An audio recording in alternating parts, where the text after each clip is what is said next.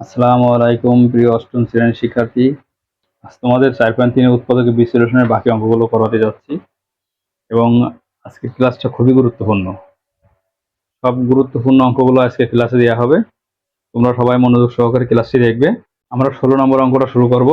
4.3-এর 16 নম্বর অঙ্কটা শুরু করতে যাচ্ছি এখন। 16 নম্বর। এখন আমরা উৎপাদকে বিশ্লেষণ করব। তো এই অঙ্ক আমার এই যে টিপস লেখা আছে এখানে, 1 নম্বরে কমন যাবে কিনা, 2 নম্বর সূত্র হবে কিনা, মিডল টার্ম হবে বা মিডল ফ্যাক্টর হবে কিনা।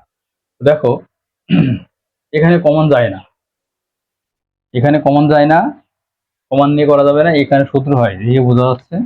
দেখো 2 নম্বরটা কাজে লাগাচ্ছি, এই যে জাস্ট এটা একটু সাজাই দিলাম আর এই ওয়ানটা রেখে দিলাম, এটা মিলে একটা সূত্র হইলো এই জায়গা থেকে এটা। দেখো এ মাইনাস বি অল স্কয়ার,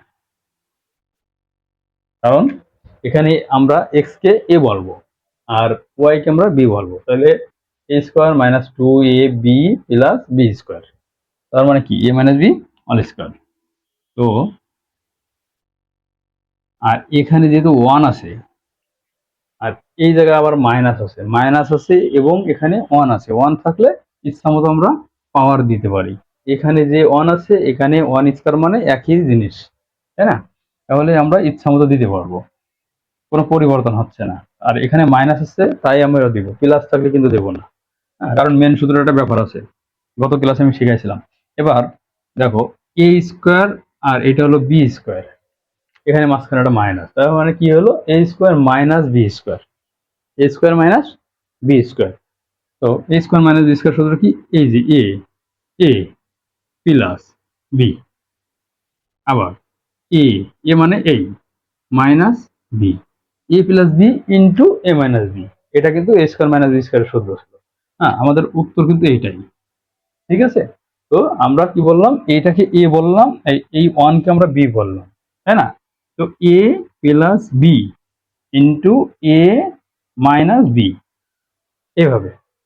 17 নম্বরটা দেখো, 16 নম্বরের মতো কিন্তু সূত্র পড়িনি, A square minus 2ab plus B square নাই, তো আমরা প্লাস বি স্কোয়ার দিয়ে কিন্তু করতে পারবো। হ্যাঁ, ভিন্ন ভিন্ন নিয়মে করা যাবে, এখানে সাইড করে কমান নিয়ে করা যায়। হ্যাঁ, আবার সূত্র বানায়ও করা যায়। যেরকম আমি যেহেতু এখানে সূত্র টিপস লিখেছি তিনটা, কমন যাবে কিনা, সূত্র হবে কিনা, মিডল টার্ম হবে কিনা, তাহলে আমি ওই টেকনিকে করার চেষ্টা করি। দেখো এখানে এই যে ওয়ানটা আমি এই পাশে দিয়ে দিই আর এটা জাস্ট একটু ডান পাশে দিয়ে দিলাম, তাই না? জাস্ট এই মাইনাস ওয়ানটা সামনে আসলো, এই যেখানে যাই সেখানে তার চিহ্ন সহ নিয়ে যাই।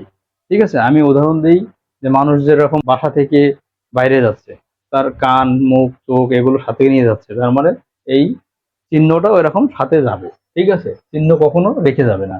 আর এই চিহ্নটা যেহেতু মাইনাস ওয়ানের, তাহলে এই যে মাইনাস ওয়ান সহ এখানে আছে, এই যে মাইনাস টু এবি ছিল মাইনাস টু এবি আছে, প্লাস টু বি ছিল প্লাস টু বি আছে, তার মানে চিহ্ন সাথে করে যাবে যেখানেই যাবে। ঠিক আছে, দেখো এই দুইটা আমরা সূত্র বানাতে পারি। এই যে গত 16 নম্বরে যেটা বলছিলাম আর কি, ওয়ান আছে স্কয়ার দিয়ে সূত্র বানাতে পারবো, কারণ এখানে মাইনাস আছে। হ্যাঁ, আর এখান থেকে এই দুইটা থেকে দেখো দুইটা, এখানে মাইনাস টু এবি একটা পদ আর প্লাস টু বি একটা পদ, এই দুইটা পদ থেকে আমার কমন যাচ্ছে কি, টু বি কমন যাচ্ছে।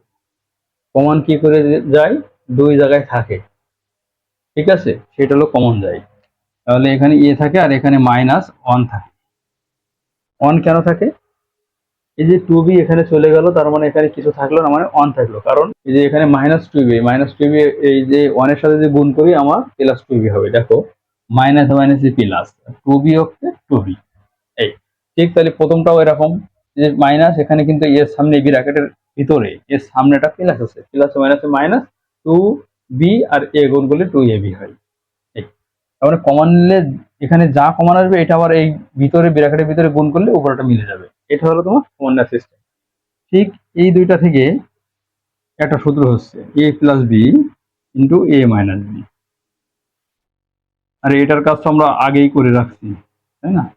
এই তারপরে দেখো এখানে খুবই গুরুত্বপূর্ণ একটা জিনিস আছে, এইটা মিলে একটা পদ, এটা মিলে একটা পদ, এখানে কিন্তু মাঝখানে মাইনাস দেখতে হবে। তো এইটা একটা পদ, এটা একটা পদ, এই দুই পদের ভিতরে একটা জিনিস কমন আছে, দেখো মাইনাস a-1 a-1। তো a-1 আর a-1 দুই জায়গা থেকে আমি একটা নিলাম, ঠিক আছে। এই দুইটা পদ থেকে আমি একটা নিলাম, আর বাকি কি কি থাকলো? বাকি থাকলো যে এটা থাকলো, এটা লেখো, সাথে কি থাকলো? -2b, ঠিক আছে। তো দেখো, এটাই আমাদের উত্তর। সাজায় দিলে দিতে পারো, এভাবে উত্তর লিখলে লেখা যাবে, ওয়ানটা শেষে দেওয়া যাবে, কোনো ব্যাপার না। দেখো, আমি আরেকবার বলতেছি যে এইটা আর এইটা দুইটা পদ, এই দুইটা পদ থেকে এই যে আমাদের a-1 কি ছিল? দুই জায়গায় বিদ্যমান ছিল বা কমন ছিল, ওইটা আমি বাইরে বের করেছি, মানে কমন নেওয়া হয়েছে। কমন নেওয়ার পরে বাকিগুলো আর এক ব্র্যাকেটে যাবে, সেটা হলো a+1 আর -2b। এটা ঠিক এইভাবে করে আমরা অ্যান্সারটা বের করবো।